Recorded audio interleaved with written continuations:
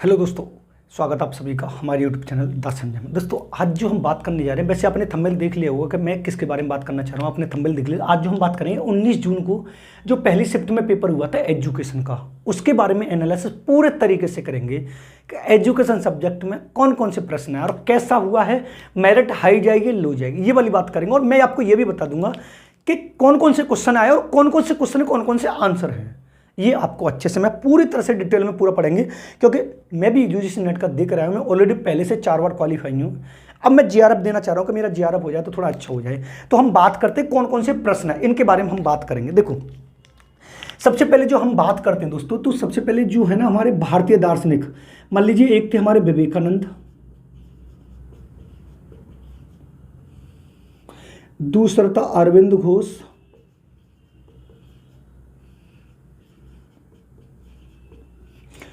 उसके बाद थे रविन्द्रनाथ टैगोर और उसके बाद थे महात्मा गांधी।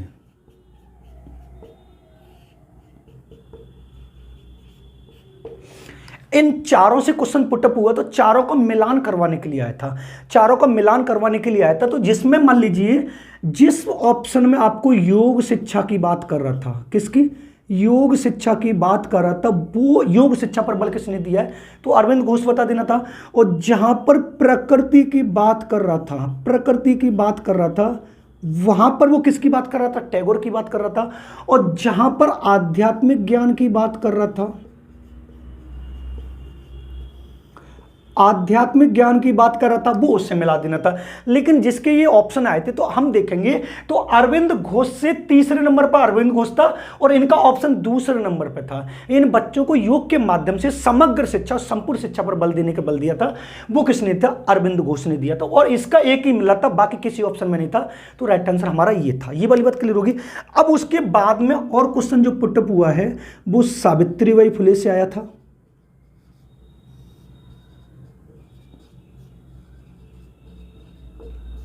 सावित्रीबाई फुले से क्वेश्चन उन्होंने ये वाली बात पूछी थी कि निम्नलिखित से कौन सा सावित्रीबाई फुले से संबंधित कौन सा नहीं है। तो राजनीतिक विचारक इनको नहीं माना गया था। बाल विकास पर इन्होंने बल दिया था, बाल हत्या पर बल दिया था, महिला शिक्षा पर, महिला सशक्तिकरण पर इन्होंने ये दिया था। लेकिन ये लेखक भी थे, इन्होंने 2 दिए थे, एक बावन काशी और सुबोध रत्नाकर, ये वाले इन्होंने लिखे थे। लेकिन इनको राजनीतिक नहीं माना था। तो ये सावित्री फुले से आया था।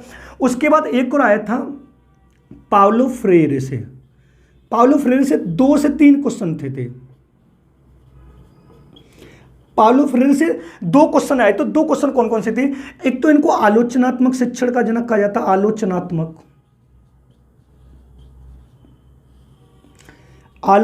शिक्षण शास्त्र का जनक बोला गया इनको। ये वाली बात आपको अच्छे से समझ में होनी चाहिए। और उसके बाद इन्होंने एक कृति और दी थी, दलितों का शिक्षण। इन्होंने दलितों पे बात की है, दलितों का शिक्षण। पाउलो फ्रेरे से 3 क्वेश्चन थे, सॉरी 3 थी। एक तो ये पूछा गया था डायरेक्ट के आलोचनात्मक शिक्षण शास्त्र के जनक कौन है, तो आपको बताना पाउलो फ्रेरे। एक इन्होंने दी थी दलितों का शिक्षण, जो थोड़ा घुमा के पूछा था कि निम्नलिखित में से पाउलो फ्रेरे ने किस पर अध्ययन दिया, तो आपको बता दें दलितों का शिक्षण, जिनका शोषण हो रहा था। और एक इनकी बुक थी पेडागोजी ऑफ प्रेस सिस्टम।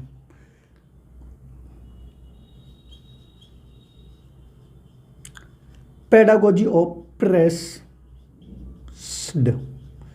एक इसके बारे में बात करी थी। तो पाउलो फ्रेरे से 3 क्वेश्चन आए थे, सावित्रीबाई फुले से 1 क्वेश्चन आया था, अरविंद घोष, विवेकानंद, टैगोर और महात्मा गांधी से 4 से 5 क्वेश्चन थे जो मिलान करने वाले थे। बहुत अच्छा पेपर आया था, मेरिट हाई जाएगी, ये वाली बात समझ में आ रही है आपको।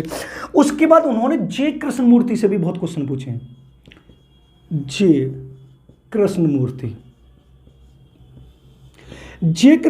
से क्वेश्चन उन्होंने कम से कम 4 क्वेश्चन पूछे, 4। और यही वाली बात पूछी कि जे कृष्णमूर्ति ने किस पर बल दिया है, इन्होंने क्या काम किया है, जे कृष्णमूर्ति के आधार पर बालकों को कौन सी शिक्षा दी जानी चाहिए। क्योंकि जे कृष्णमूर्ति को 1927 में विश्व गुरु घोषित कर दिया था। आपको ये वाली बात पता है, विश्व गुरु घोषित कर दिया था।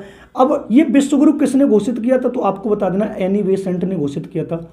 किसने, एनी बेसेंट ने घोषित किया था 1927 में जे कृष्णमूर्ति। और जे कृष्णमूर्ति से संबंधित एक स्कूल की स्थापना की गई थी जिसका नाम था ऋषि वैली स्कूल। क्या नाम था, ऋषि वैली स्कूल।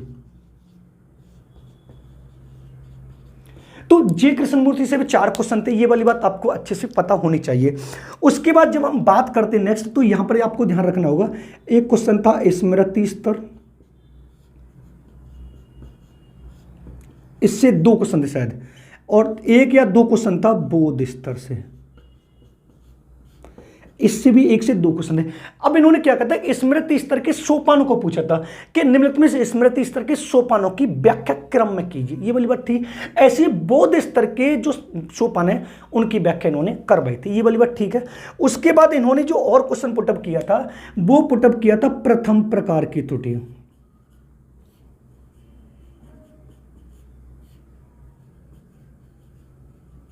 और दूसरा था द्वितीय प्रकार की त्रुटि।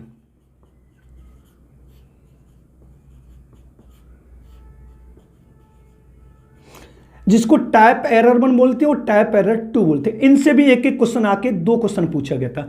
अब प्रथम प्रकार की त्रुटि क्या होती है कि जब एक व्यक्ति या शोधकर्ता शोध कार्य करते समय शून्य परिकल्पना गलत होने पर उसको निरस्त कर देता है, यानी सत्य परिकल्पना की पुष्टि हो जाती है और शून्य परिकल्पना को निरस्त कर देता है, वो प्रथम प्रकार की त्रुटि कहलाती है। द्वितीय प्रकार की त्रुटि दोस्त ये कहलाती है जब एक व्यक्ति शून्य परिकल्पना के गलत होने पर भी उसको स्वीकार कर लेता है। तो ये क्रम में लगवाने के लिए आता है, तो इसके भी 2 क्वेश्चन आराम से पूछे गए थे। उसके बाद जब हम बात करते हैं नेक्स्ट, तो उसने एक्शन रिसर्च की बात की थी, एक्शन रिसर्च की बात की थी, फंडामेंटल की बात की थी, और उसके बाद एप्लाइड रिसर्च की बात की थी, एप्लाइड रिसर्च की बात की थी। अब इन तीनों से मिलान करवाने के लिए आया था। तो जहां पर क्रियात्मक अनुसंधान की बात करता है ना दोस्त, तो विद्यालय और स्कूल से संबंधित जो भी समस्या होती है उनका समाधान करने के लिए हम एक्शन रिसर्च को लेकर आते हैं। फंडामेंटल रिसर्च को हम तब लेकर आते हैं जब एक व्यक्ति किसी क्षेत्र में किसी नवीन समस्या का समाधान करके उसका प्रतिपादन करता है, सिद्धांत का। एप्लाइड रिसर्च की बात करते तो हम व्यवहार में लेके आते हैं, ये वाली बात ठीक होगी।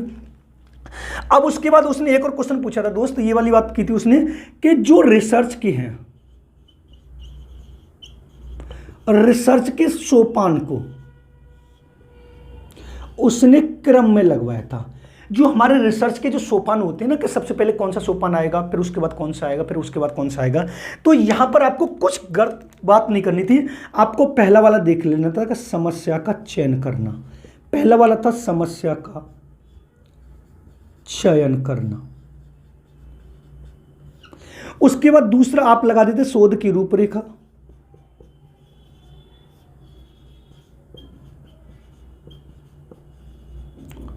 और तीसरा आप लगा देते परिकल्पना का प्रतिपादन। ये तीनों क्रम में जिस ऑप्शन में थे वो राइट आंसर आपको लगा देना, परिकल्पना का प्रतिपादन करना। अब ये शोध के जो स्टेप हैं वो 2 बार पूछे गए, और दोनों बार उसने घुमा घुमा के पूछा कि शोध के एक व्यक्ति शोध कार्य करते समय शोध के स्टेपों को सही क्रम में चयन करवाना, ये वाला आपको बता दो। पहला समस्या का चयन होता है, दूसरा शोध की रूपरेखा होता है, फिर उसके बाद परिकल्पना का प्रतिपादन, फिर उसका आंकड़ों का संकलन होता है, ये वाली बात ठीक है। मैं यही बीच में आपको एक चीज बता देता हूँ, आप अगर इच्छुक हों, मान लीजिए यहां पर थोड़ा, यहां पर समझेंगे थोड़ा, यहां पर अगर आपको यूजीसी नेट फर्स्ट पेपर और सेकंड पेपर एजुकेशन के नोट्स चाहिए, तो आप इस नंबर पर कॉन्टैक्ट 7217377533 इस वाले नंबर पर आप व्हाट्सअप कर सकते हैं। ओनली व्हाट्सअप, आपको पूरी इन्फॉर्मेशन मिल जाएगी। और ये जो आपको नोट्स है वो 2 जुलाई को आपको पीडीएफ के रूप में मिल जाएगा। लेकिन नोट्स जब आप इन नोट्स को पढ़ेंगे, अब ये वाला जो पेपर 19 तारीख को हुआ उस वाले पेपर को मिला के देख लें, डिक्टो कम से कम 80 से 85 क्वेश्चन आपके नोट्स जाएंगे, ये मेरी गारंटी है। ये आप इस पर कर सकते हैं। अब उसके बाद ये शोध की रूपरेखा होगी। फिर उसके बाद क्या हुआ था, उसने एक क्वेश्चन पूछा था मूक्स से। अब मूक्स में उसने ये पूछा था कि तृतीय ओ यानी मैसअप ओपन ऑनलाइन कोर्सेस, यानी इस वाले ओ की बात करी थी तो ऑनलाइन होता है इससे। अब ऑनलाइन में एक था वेब वेब मतलब लिंकिंग था, मतलब नेट के द्वारा, एक था वीडियो कॉन्फ्रेंसिंग के द्वारा। तो ये जो है, ये वाला जो होता है इसकी full form massive open online course है, इसके बारे में बात की थी। तो ओ के बारे में उसने पूछा था, तो मुख्य से भी क्वेश्चन पुटअप हुआ था, क्लियर बात होगी। उसके बाद उन्होंने एक समावेशी शिक्षा से दोस्त इतने क्वेश्चन पुटअप हुए हैं समावेशी शिक्षा से। अब समावेश शिक्षा से कम 6 से 7 क्वेश्चन पूछे गए, और समावेश शिक्षा का विकास भी उन्होंने पूछा कि समावेश शिक्षा का विकास क्या होता है। तो समावेश शिक्षा की जब हम भारत में शुरुआत करते थे 2004 में होती, लेकिन शुरुआत की बात करें तो 1978 में या 70-80 के दशक में देखी जाती है। और समावेश शिक्षा का तात्पर्य यह था कि बालक किसी भी जाति, धर्म, लिंग, समुदाय का हो, उसको ध्यान में रखे बिना शिक्षा की मुख्य धारा में शामिल करना, वो वाली बात यहाँ पर पूछनी थी। अब उसके बाद एक और क्वेश्चन पुटअप हुआ था NEP 2000। NEP 2020 से भी क्वेश्चन कई, NEP 2020 से कम 3 क्वेश्चन आए थे, जो डॉक्टर कस्तूरी रंगन की अध्यक्षता में आई गई है। और एक क्वेश्चन आपको ये वाली बात बतानी होनी चाहिए, NEP 2020 ने ज्ञान पे जो बल दिया है, जो ज्ञान होगा वो एक तो टेक्निकल यानी तकनीकी ज्ञान होगा, और दूसरा वैज्ञानिक ज्ञान होगा। कौन सा होगा? वैज्ञानिक ज्ञान होगा। और NEP 2020 से कितनी आ चुकी है? तो आपको एक 1986 आई है, और एक उसके बाद एक आई थी 1968 और 86, और उसके बाद आई 2020। अब 1986 से भी बहुत सारी पूछी गई हैं, बहुत सारे क्वेश्चन पूछे गए। तो अभी आप इनको देख लीजिए, नोट कर लीजिए, क्योंकि मैंने आपको बताया कि देखो विवेकानंद से कई पूछा गया, अरविंद से पूछा गया, टैगोर से, महात्मा गांधी से, सावित्री फुले से, पाउलो फ्रेले, आलोचनात्मक शिक्षण शास्त्र के जनक माने, दलितों का ये वाली है, स्मृति और बोध स्तर के सोपान पूछे गए। जे कृष्णमूर्ति से 4 क्वेश्चन पूछे गए। प्रथम प्रकार की त्रुटि पूछी गई, द्वितीय प्रकार की त्रुटि पूछी गई है, एक्शन रिसर्च पूछा गया, फंडामेंटल रिसर्च पूछा गया, एप्लाइड रिसर्च पूछा गया। इधर आएंगे तो रिसर्च यानी शोध के सोपान पूछे गए। मूक्स पूछा गया, MOOC, इसमें ओ तृतीय नंबर पर हुआ है। समावेश शिक्षा से बहुत क्वेश्चन पूछेंगे, NEP 2020 से क्वेश्चन पूछेंगे, आप इसको नोट कर लीजिए। और मैंने ये वाली इंफॉर्मेशन आपको दे दी। अब आगे चलते और कौन कौन से क्वेश्चन पूछे गए उनके बारे में बात करते हैं, क्योंकि UGC नेट का जो अब की बार एजुकेशन का पेपर आया ना, तो थोड़ा ज्यादा हार्ड नहीं आया है। अगर देखा जाए तो आराम से अब की बार मेरिट बहुत हाई हो जाने वाली है, क्योंकि बच्चों ने मोस्टली सबका सही हुआ होगा, ज्यादा हार्ड पेपर नहीं था, तो इस वजह से। अब देखो मैंने आपको ये वाली बात बताई थी कि एक तो NEP 1986 से कई क्वेश्चन पूछे गए, NEP 1986 से कई बार क्वेश्चन पूछे गए। फिर उसके बाद NEP 2020 से क्वेश्चन कई पूछे गए। NEP 1986 के जो जनक माने गए वो राजीव गांधी माने गए, जबकि NEP 2020 के डॉक्टर कस्तूरी रंगन की अध्यक्षता में स्थापित की गई है। अगर आपसे पूछे अब तक NEP कितनी आ चुकी हैं, तो आपको ये वाली बात पता होनी चाहिए। अब तक जो NEP आ चुकी हैं वो पहली 1968 में आई थी, फिर उसके बाद 1986 में आई है, और फिर उसके बाद 2020 में आई है। ये 3 NEP आ चुकी हैं, जो आपको बाकायदा मेरे नोट्स में एक एक डिक्टो तरीके से मिलेगी। उसके बाद उसने NCERT के बारे में क्वेश्चन पूछा गया, 2005 के बारे में पूछा है। उसके बाद उसने NCTE, SCERT और NCERT, और उसके बाद UGC, इन चारों को पूछा, और चारों का जो है उन्होंने मिलान करवाया है। क्या करवाया है? मिलान करवाया है। अब मान लीजिए एक ऑप्शन में ये 4 एक साइड में लिखे हुए थे, उनके कार्य एक साइड में लिखे हुए थे, इनका सही मिलान करना था। यानी NCT क्या कार्य करती है, UGC क्या कार्य करती है, SCERT क्या कार्य करती है, और वो NCERT क्या कार्य करती है। तो आपको यहाँ पर ये समझने वाली बात होगी, जो ये NCT है ये अध्यापक शिक्षा से संबंधित होती है। किससे? अध्यापक शिक्षा से संबंधित होती है। किससे? अध्यापक शिक्षा से। SCERT जिस ऑप्शन में जो राज्य लेवल पर पाठ्य पुस्तकों का संचालन करती है। आपने देखा होगा प्रत्येक राज्य पे एक SCERT की स्थापना की गई है, और उस SCERT की स्थापना के आधार पर वो अपने राज्य के लिए पाठ्य पुस्तकों का संचालन, प्रकाशन और पाठ्यक्रम का निर्माण करती है।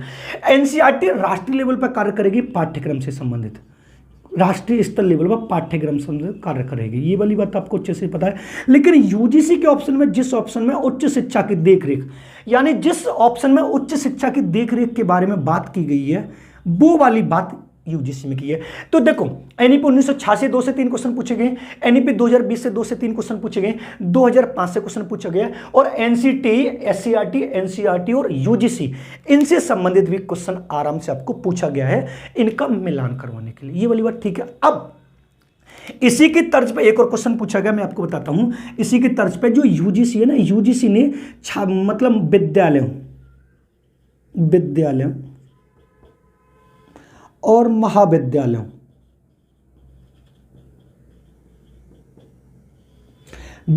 और महाविद्यालयों को ग्रेड प्रदान करने के लिए, क्या प्रदान करने के लिए?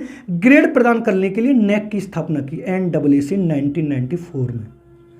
नेक्स्ट से भी एक क्वेश्चन पूछा गया था कि निम्नलिखित में से जब यूजीसी विद्यालय और महाविद्यालयों को ग्रेड प्रदान करती है, रैंकिंग देती है, तो वो किसका प्रयोग करेगी? तो आपको बता रहा है नेक का। नेक की स्थापना हुई तो 1994 में हुई थी। ये वाली बात आपको अच्छे से, बहुत अच्छे क्वेश्चन पूछे गए, लेकिन सारे के सारे क्वेश्चन मेरे नोट्स से आए। अगर आपको यकीन ना हो तो 2 जुलाई को आप नोट्स देख लीजिए, डेमो के तौर पर मैं आपको भेज दूंगा। अगर आपको ये वाला पेपर पूरा डिक्टो ना मिले तो नाम बदल के रख देना, ये मेरी गारंटी आपके पास। उसके बाद संप्रेषण से क्वेश्चन पूछे गए थे। संप्रेषण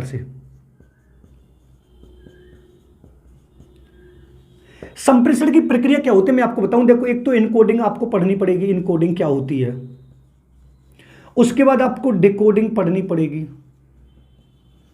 इनकोडिंग और डिकोडिंग से आराम से क्वेश्चन पूछा गया है, लेकिन इसी की तर्ज पे उन्होंने संप्रेषण के जब प्रकार से क्वेश्चन पूछा था ना, कि संप्रेषण के प्रकार से कौन सा क्वेश्चन है, तो एक पूछा गया था ओकुलिक संप्रेषण। ओकुलिक संप्रेषण ये था नेत्र से संबंधित। किससे था? नेत्र से संबंधित था। एक पूछा गया था उसे काइनेसिक संप्रेषण से,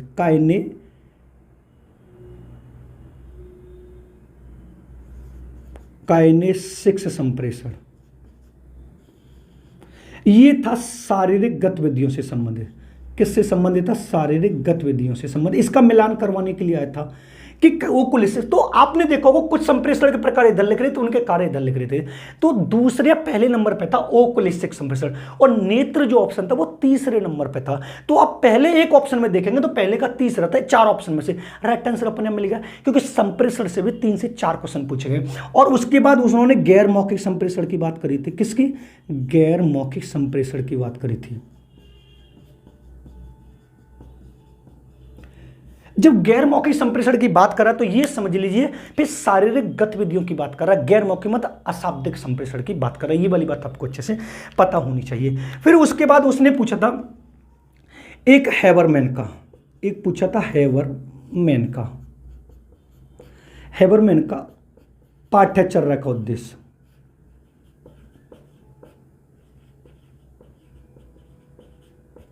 अब हैबरमैन के पाठ्यचर्या के उद्देश्य में उन्होंने किया पारस्परिक संचार,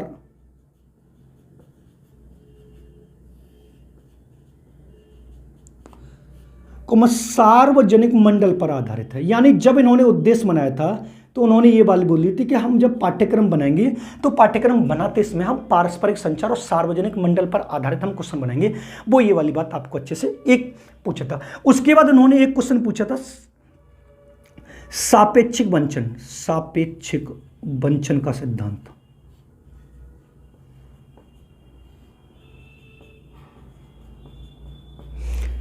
सापेक्षिक वंचन के सिद्धांत से पूछा जिसमें अधिगमकर्ता के हाथ में होता है। एक और इन्होंने पूछा था स्वनियमित अधिगम। कौन सा पूछा था? स्वनियमित अधिगम। स्वनियमित अधिगम। स्वनियमित अधिगम क्या होता है कि जिसमें शोधकर्ता स्वयं ही पढ़ेगा, स्वयं ही कंट्रोल करेगा, स्वयं ही अपने आप फीडबैक देगा। वो वाली बात आराम से इसने पूछी है। हाँ, एक क्वेश्चन उन्होंने पूछा था आईईपी यानी व्यक्तिगत शिक्षा योजना। व्यक्तिगत शिक्षा योजना, इसकी फुल फॉर्म देखते हैं इंडिविजुअल एजुकेशन प्लान।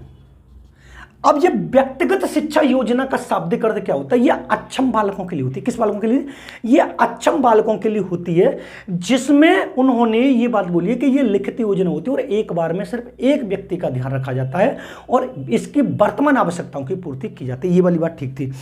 उसके बाद उन्होंने जो क्वेश्चन पूछा दोस्त, उसके बाद उन्होंने जो क्वेश्चन पूछा वो पूछा माइक्रो टीचिंग के चक्र से सूक्ष्म शिक्षण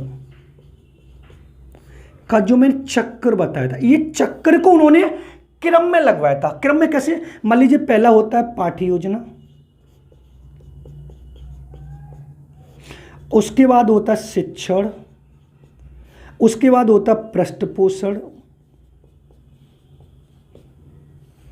उसके बाद होता है पुनः पाठ्य योजना, उसके बाद होता है पुनः शिक्षण, और फिर होता है पुनः मूल्यांकन या फीडबैक होता है, पुनः फीडबैक। ये सारे के सारे उसने क्रम में लगवाए थे कि निम्नलिखित में से कौन सा एक सूक्ष्म शिक्षण चक्र का सही क्रम है। ये जो मैं पेपर डिस्कस कर रहा हूं मेरे दोस्त, ये 19 जून को पहली शिफ्ट में एजुकेशन सब्जेक्ट से जो क्वेश्चन पूछा गया है वो पेपर को डिस्कस कर रहा हूं, और पेपर बहुत अच्छा आया है, पेपर ज़्यादा हार्ड नहीं आया है। बस जिसने अच्छे से मेहनत कर ली उसका नेट और जीआरएफ अब की बार हो जाएगा। ये वाली बात आपको अच्छे से समझ में आनी चाहिए। और मैं इन वो क्वेश्चनों को बता रहा हूं जो क्वेश्चन मुझे याद हैं, क्योंकि पेपर मैं भी देकर ऑलरेडी आया हूं। और इस वाले चैनल पर अगर नए हो तो चैनल को सब्सक्राइब कर लेना, क्योंकि इस वाले चैनल पर आपको यूजीसी नेट से संबंधित आप वीडियो देख लेना, मेरी प्लेलिस्ट बनी हुई है, और पेपर को चेक करके देख लेना। बहुत सारे क्वेश्चन, मोस्टली क्वेश्चन आपको अच्छे तरीके से मिलेंगे, क्योंकि मैंने बाइगोस्की ढंग से, बाइगोस्की भी पूछा, भी बता रहा हूं।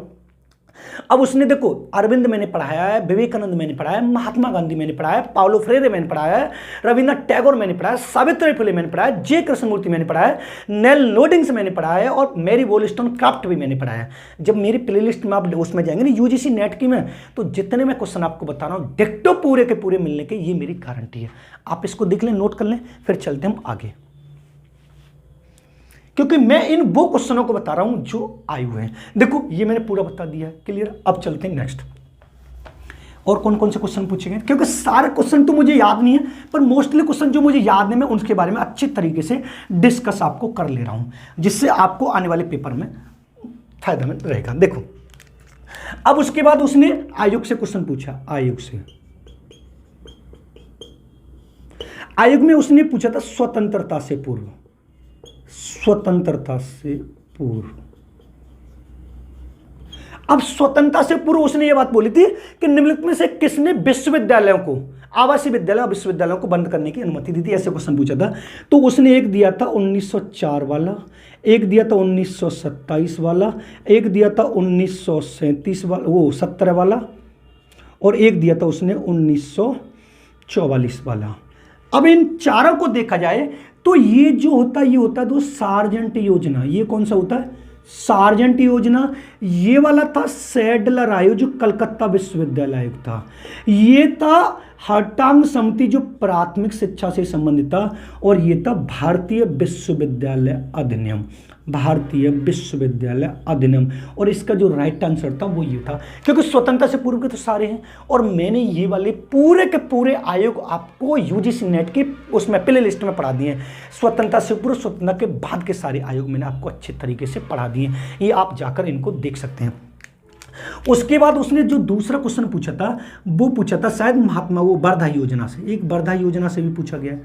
वर्धा योजना कब आई है तो आपको पता अच्छे से, 1937 में आई है। कब आई है, 1937 में आई है। उसके बाद उसने ये बात क्वेश्चन ये भी पूछा था जो RTE 2009 के बारे में इसने क्वेश्चन पूछा है। RT 2009 के बारे में जो 1 अप्रैल 2010 को लागू हो गया था, जिसका मेन उद्देश्य था 6 से 14 वर्ष तक के बालकों में निःशुल्क अनिवार्य शिक्षा को लागू कर देना। उसके बाद इसने NEP 2020 से कई क्वेश्चन पूछे गए, NEP 2020 से भी कई क्वेश्चन पूछे, आयोग से भी बहुत सारे क्वेश्चन पूछे गए। उसके बाद जब हम इधर और आते हैं तो इसने एक क्वेश्चन पूछा था बौद्ध काल का, एक पूछा था बौद्ध काल का, एक क्वेश्चन पूछा इसने जैन धर्म का, एक क्वेश्चन पूछा था इसने इस्लाम धर्म का, एक क्वेश्चन पूछा था इसने आदर्शवाद का। आदर्शवाद अभी बता रहा हूं, आदर्शवाद, प्रकृतिवाद, यथार्थवाद, और एक और पूछा था प्रयोजनवाद। इन चारों के उसने मिलान करवाए थे। क्या करवाए थे, मिलान करवाए थे। इन चारों की बात उसने की तो, और ये बताया था कि इन चारों के मिलान करके बताइए कि कौन सा किससे संबंधित है। ये वाली बात उसने अच्छे से, ये वाली बात पूछी थी कि इन चारों में से कौन कौन सा किस तरीके से मिलान है। तो मैं आपको बता दे रहा हूं, यहां पर परेशान मत होइए। ये जो आदर्शवाद होता है ना, ये वाला, ये समझ लिए आध्यात्मिक ज्ञान पर बल देता है। किस पर बल देता है? आध्यात्मिक ज्ञान पर बल देता है। प्रकृतिवाद आपको ये भी पता, प्रकृति पर बल देता है। यथार्थवाद था, ये समझ लीजिए विज्ञान पर और वस्तु पर बल देता है। किस पर? विज्ञान और वस्तु पर बल देता है। जबकि प्रयोजनवाद समाज और संस्कृति पर बल देता है। किस पर? समाज और संस्कृति पर बल देता है। जिस ऑप्शन में विज्ञान और वस्तु शब्द था उसी से लॉक कर देना इसको, बाकी सारे के सारे अपने आप मिले हुए थे। ये बात आपको अच्छे से समझ में आनी चाहिए। उसके बाद उसने एक क्वेश्चन पूछा अस्तित्ववाद से। किससे पूछा? अस्तित्ववाद से। उसके बाद उसने एक क्वेश्चन पूछा मार्क्सवाद से। किससे पूछा? मार्क्सवाद से। उसके बाद एक क्वेश्चन पूछा वर्णनात्मक अनुसंधान से, वर्णनात्मक शोध से। एक क्वेश्चन उसने पूछा एथनो मेथोडोलॉजी से।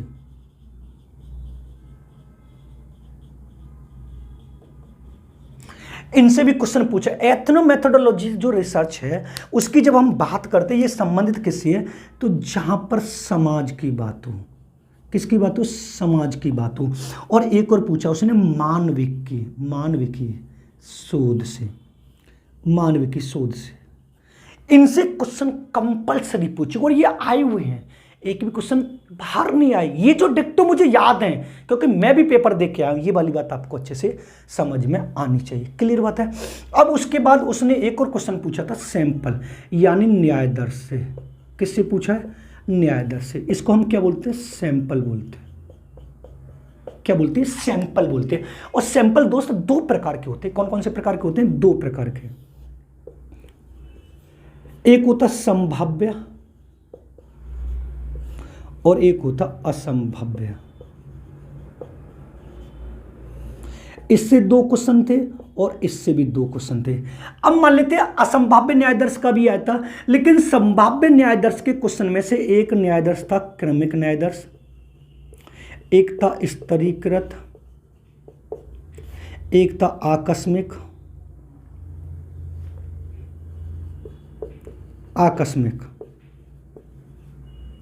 और एक और था शायद मुझे याद नहीं। इन चारों के उसको मिलान करवाने थे। इन चारों के उसको क्या करवाने थे? मिलान करवाने थे। ये चारों आपको अच्छे से समझ में। और क्रमिक या क्रमबद्ध स्तरीकृत वो न्यायाधीश है जिसमें वो वाला ऑप्शन था ना, मैं आपको पहले बता रहा, जिसमें वो वाला ऑप्शन था। देखो इसका जो मिलान करवाया था उसने, और इसमें जो मिलान था वो मैं आपको पहले बता रहा हूं। क्रमिक न्यायाधीश में जिसमें होता ना n/n व्यक्ति चुना जाएगा, ये वाला ऑप्शन वो था। n/n वाला व्यक्ति जो चुना जाए क्रमिक न्यायाधीश। मान लीजिए 100 मेरे पे सैंपल है, 100 सैंपल लेने और जनसंख्या मेरे पे 1000 है, तो मुझे प्रत्येक 10वां व्यक्ति लेना है। तो वो कौन सा था? वो क्रमिक न्यायाधीश था। ये वाली बात आपको अच्छे से समझ में आनी चाहिए। उसके बाद उसने क्वेश्चन पूछा दोस्त चर से। किससे क्वेश्चन पूछा? चर से। चर में देखा जाए तो देखो स्वतंत्र चर होता है एक, इससे क्वेश्चन पूछा है। आश्रित चर होता है, इससे क्वेश्चन पूछा है। मध्यवर्ती चर होता है, इससे क्वेश्चन पूछा था। इन तीनों से क्वेश्चन उसने आराम से पूछा है कि स्वतंत्र चर किसे कहते हैं, आश्रित चर किसे कहते हैं, मध्यवर्ती चर किसे कहते हैं, ये वाला पूछा है। उसके बाद जो उसने एक और क्वेश्चन पुटअप किया है वो किया परिकल्पना से। किससे? परिकल्पना से। अब परिकल्पना कितने प्रकार की होती है ये वाली बात आपको समझनी है। तो परिकल्पना यहां पर हम देखेंगे तो दो प्रकार की हो सकती है। एक होती है शून्य परिकल्पना, जो इंपोर्टेंट हो, तो एक होती है विकल्प परिकल्पना। एक कौन सी होती है? विकल्प परिकल्पना। ये दो प्रकार की परिकल्पना से पूछा गया, दो क्वेश्चन तो। और एक क्वेश्चन ये पूछा गया निम्नलिखित में से कौन सी परिकल्पना की विशेषता नहीं है। एक पूछा कौन सी परिकल्पना की विशेषता नहीं है, ये वाला। देखो मैंने यहां पर आपको बताया था, इसका जो क्वेश्चन उसने पूछा बहुत अच्छे से पूछा। अगर कोई व्यक्ति शून्य परिकल्पना को स्वीकार करेगा तो विकल्प परिकल्पना को अस्वीकार करेगा, ये वाली बात आपको ठीक है। अगर वो शून्य परिकल्पना को स्वीकार करेगा तो विकल्प परिकल्पना को स्वीकार करेगा तो शून्य परिकल्पना को निरस्त करेगा। एक क्वेश्चन ये था और एक क्वेश्चन ये था कि परिकल्पना की कौन सी विशेषता नहीं है। तो परिकल्पना हमारे क्षेत्र के अनुसार होनी चाहिए, हमारे अनुसार होनी चाहिए, बिल्कुल ऐसे नहीं होगा जिसका कोई उद्देश्य ना हो, मतलब ये सब कुछ होनी चाहिए। और उसके बाद दोस्तों उन्होंने एक क्वेश्चन पूछा था समस्या से। समस्या से एक या दो क्वेश्चन थे। अब समस्या से क्वेश्चन ये था कि निम्नलिखित में से कौन सी समस्या की विशेषता नहीं है। आपको ये बताना था कौन सी समस्या की विशेषता नहीं है। तो उसमें एक था कि समस्या बिल्कुल नई होनी चाहिए। बिल्कुल नहीं, समस्या हम बिल्कुल नहीं ले सकते, क्योंकि ज्यादा समस्या बिल्कुल नहीं होगी तो उस पर शोध नहीं। समस्या वो लेनी है जो पहले जिस पर परीक्षण हो चुका हो, अब हम उस पर दोबारा से परीक्षण करेंगे। तो इसका जो ऑप्शन था समस्या बिल्कुल नई होनी चाहिए, तो ये वाली बात हमें ध्यान में रखनी कि समस्या बिल्कुल नई नहीं होनी चाहिए। ये वाले क्वेश्चन पूछेगा, आप इसको नोट कर लीजिए। फिर चलते हम आगे।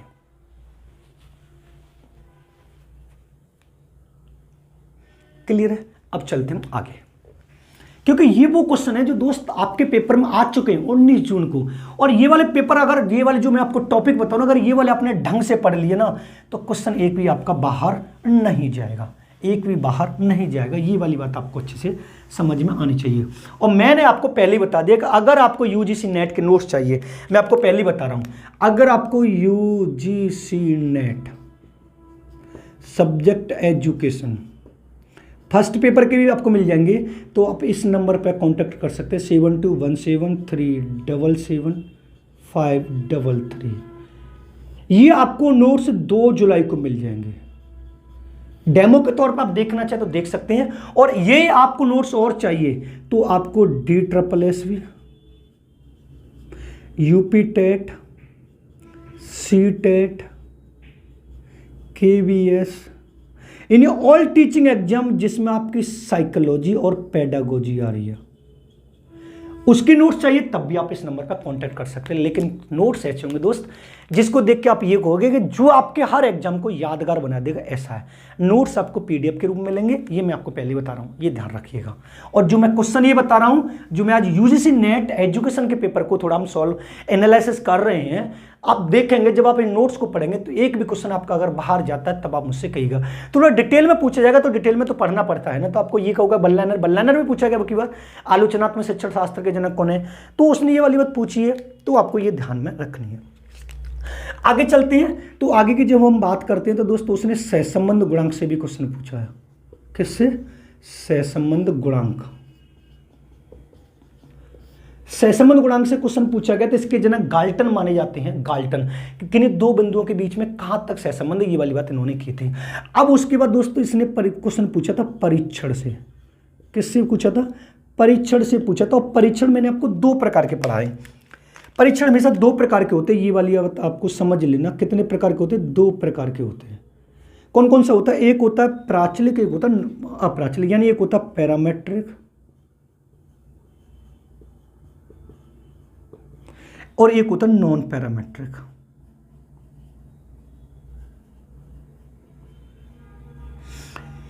इसमें कौन कौन सा परीक्षण आता है? T परीक्षण, एक आता है F परीक्षण और एक आता है Z परीक्षण। इसमें आता है काइबर्ग परीक्षण, एक आता है मैनहट्टनी परीक्षण, एक आता मध्यांक परीक्षण और एक आता साइन रैंक परीक्षण। और जो आपके पेपर में जो पूछा गया दोस्त, वो कौन सा पूछा गया? एफ परीक्षण। क्या पूछा गया? एफ। और इसका दूसरा नाम क्या होता? अनोवा। अब इसमें क्वेश्चन कैसे पूछेगा? देखो, अगर टी परीक्षण से पूछेगा तो 2 बिंदुओं, 2 मध्यमानों के बीच, 2 मध्यमानों के बीच के अंतर जानने के लिए, 2 मध्यमानों की बात हो तो किसका लगाएंगे?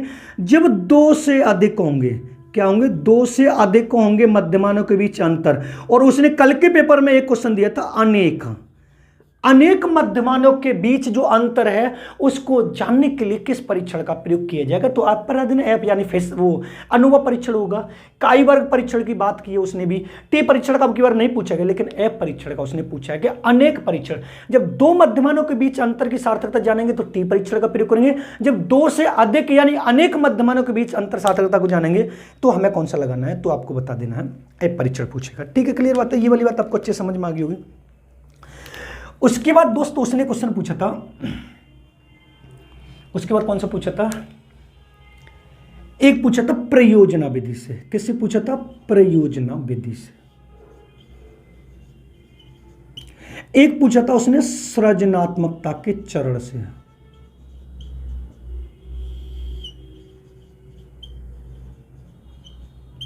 सृजनात्मकता का चरण में आपको बता देना, प्रिपरेशन, इंक्यूबेशन, देख लेना अब आप देख के आए हो तो। इसके बीच में उसने एक और जोड़ दिया था, फिर उसके बाद आएगा इल्यूमिनेशन,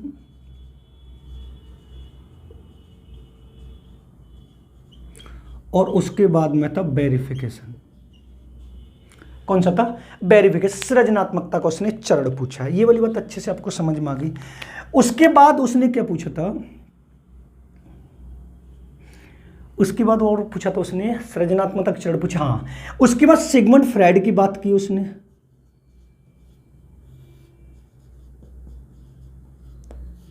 सिगमंड फ्राइड ने ये पूछा, उसने पूछा सिगमंड फ्राइड ने कितनी मूल प्रवृत्ति बताई है, कितनी मूल प्रवृत्ति बताइए? तो आपको बता देना 2 मूल प्रवृत्ति बताइए, एक बताइए जीवन मूल प्रवृत्ति और एक बताइए मृत्यु। बस उसने संख्या पूछी थी कि सिगमंड फ्राइड ने कितने प्रकार की मूल प्रवृत्ति बताई हैं, तो आपको बता देना 2 प्रकार की बताई हैं। बस उसने 2 पूछे थे, जीवन और मृत्यु मूल प्रवृत्ति। उसके बाद उसने प्रकार्यवाद को पूछा है। उसके बाद उसने अव्यक्त अधिगम को पूछा, अव्यक्त अधिगम। अव्यक्त अधिगम पर बल किसने दिया है? देखो घुमा के पूछा तो आपको बता देना टॉलमैन ने दिया है। अब टॉलमैन ने दिया है तो ये समझ लीजिए टॉलमैन किसके अंतर्गत आता है? संज्ञानात्मकवादी के अंतर्गत आता है, संज्ञानात्मकवादी। तो ऑप्शन में कौन सा था? संज्ञानात्मकवादी लगाना था। उसने पूछा था अव्यक्त अधिगम किसके अंतर्गत आता है, तो घुमा के पूछा टॉलमैन। अव्यक्त अधिगम के जनक कौन है? टॉलमैन है। और टॉलमैन किसके अंतर्गत आते हैं? तो आपको बता देना संज्ञानात्मकवादी के अंतर्गत आते हैं। उसके बाद उसने अक्षमता से पूछा था, अक्षमता उसने डिसलेक्सिया से पूछा था, डिसलेक्सिया से। जो एक बच्चा है शारीरिक रूप से हष्टपुष्ट लेकिन दीवार पे जो घड़ी है उस पर टाइम को देखकर नहीं बता पा रहा, पढ़ नहीं पा रहा है, तो डिसलेक्सिया से उसने पूछा था। ये वाली बात आपको अच्छी समझ में आ गई। उसके बाद उसने सीखना से पूछा था कि सीखना किसे कहते हैं, तो आपको बता देना व्यवहार में जो स्थायी परिवर्तन होता है, व्यवहार में जो स्थायी परिवर्तन होता है वो हमारा क्या कहलाता है? वो कहलाता है सीखना कहलाता है। एक उसने पूछा था अवप्रेरक से, क्या अवप्रेरक किसे कहते हैं, तो आपको अच्छे से बता देना है। एक उसने पूछा था प्रतिमान से, किससे पूछा था? प्रतिमान से पूछा था कि प्रतिमान किसे कहते हैं, तो किसी बड़ी वस्तु का छोटा रूप शायद उसने पूछा था, ब्लूम का पूछा था या सचमैन का पूछा था, ऐसे पूछा था। उसके बाद उसने और पूछा था क्वेश्चन, उसके बाद पूछा था उसने प्रतिमान से पूछा था, अप्रेरक से पूछा था, और हाँ और पूछा था बुद्धि से। किससे पूछा? बुद्धि से। बुद्धि से हावर्ड गार्डनर भी पूछा था उसने, हावर्ड गार्डनर भी पूछा था। और कौन से क्वेश्चन पूछे थे? कई बहुत सारा अच्छा पेपर आया था। बुद्धि से पूछा था, सृजनात्मक में हो गया था, साइकोलॉजी सीखना से भी उसने पूछा था, पावलोव का पूछा था, स्किनर का भी पूछ लिया था उसने, और पर्सनैलिटी से हाँ एक पूछा था उसने व्यक्तित्व से, पर्सनैलिटी से उसने क्वेश्चन पूछा ये वाले। एक क्वेश्चन उसने पूछा था संवेग से, जिसको मूल प्रवृत्ति कहते हैं। ये इतने सारे उसने क्वेश्चन पूछे जो मुझे याद हैं, पेपर ज्यादा हार्ड नहीं आया था, वो मैंने आपको ये पूरा डिक्टो बता दिया। 19 जून फर्स्ट शिफ्ट का एजुकेशन जो हुआ था, फर्स्ट पेपर में मोस्टली ये वाले जो मैंने आपको बताया ना, मैं आपको कंप्यूटर वाला और वो वाला बता सकता हूं। रैम और रोम से पूछा गया था कंप्यूटर का एक क्वेश्चन, वो एक्सेल का बहुत पूछ रहा है, एक्सेल का हर बार आ रहा है, एक्सेल का नहीं हो पाता है, समझ में नहीं आता एक्सेल का कैसे पूछे, तो गलत तो हो जाता है। वो वाला तो मेरा भी गलत हुआ है, मैं पहले नहीं करना चाहूँगा इस वाले को, तो वो गलत हुआ है। मैथ भी थोड़ा DI बहुत हार्ड आई थी। ये था एजुकेशन सब्जेक्ट। अगर वीडियो पसंद आए तो वीडियो को लाइक करें, शेयर करें, कमेंट करें। चैनल पर नए हो तो चैनल को सब्सक्राइब कर लेना, बेल आइकन ऑल को प्रेस कर लेना, क्योंकि अब जो दिसंबर 2023 में जो हमारा UGC नेट होने वाला है, इसकी तैयारी हमें ढंग से इस वाले चैनल पर करनी है। इसके नोट्स भी अवेलेबल हैं जो आपको मैंने बता दिया। इसके नोट्स जब आप नोट्स पढ़ेंगे तो आपके UGC नेट को यादगार बना देंगे, ये मेरी आपसे पूरी गारंटी है। मेरे खुद के लिखे हुए नोट्स हैं, आपको पीडीएफ के रूप में मिलेंगे, डेमो के तौर पर मैं आपको भेज सकता हूँ। 40 चैप्टर हैं 10 यूनिट के, सेकंड पेपर एजुकेशन के भी मिलेंगे। फर्स्ट पेपर में आपको टीचर एप्टीट्यूड मिलेगा पूरा, कम्युनिकेशन पूरा मिलेगा, और कंप्यूटर पूरा मिलेगा, हायर एजुकेशन पूरा मिलेगा, ईवीएस पूरा मिलेगा। यानी मैथ वाले पार्ट को मैं फर्स्ट पेपर में नहीं दूंगा। मैंने आपको व्हाट्सअप नंबर दे दिया, इससे थोड़ा बीच में 2 बार दे दिया, आप उस वाले नंबर पर व्हाट्सअप कर सकते हैं, पूरी इन्फॉर्मेशन ले सकते हैं। ये मैंने आपको 19 जून का बता दिया है। वीडियो पसंद है तो वीडियो को लाइक करें, शेयर करें, कमेंट करें। चैनल पर नए हो तो चैनल को सब्सक्राइब कर लें, बेल आइकन ऑन को प्रेस कर लें, जिससे आने वाले वीडियो को नोटिफिकेशन आपको मिलता रहेगा। क्योंकि अब जो हमारा टारगेट रहेगा वो दिसंबर 2023 में जो नेट आने वाला है उसका टारगेट रहेगा। और मैं ये चाहूंगा, मैं भी ऑलरेडी 4 बार नेट क्वालिफाई हूँ, जेआरएफ अब की बार फिर दे के आया हूँ। जेआरएफ में थोड़ा बहुत रह जाता परसेंट, क्योंकि मेरा मैथ अच्छा नहीं, मैं पहले बता के चलता हूँ। हाँ, सब्जेक्ट मेरी बहुत अच्छी है, तो इस वजह से रह जाते 1-2 नंबर से।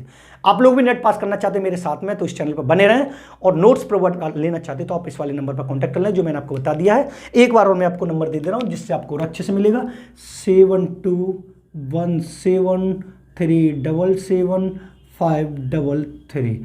आप इस वाले नंबर पर कॉन्टैक्ट कर सकते हैं, ओनली व्हाट्सएप इन्फॉर्मेशन ले सकते हैं। वीडियो को ज़्यादा से ज़्यादा शेयर करेंगे जिससे और भी बच्चों को इस बार लाइव मिल सके। मिलते हैं नेक्स्ट वीडियो में, धन्यवाद। आप नोट कर लीजिए इस वाली वीडियो।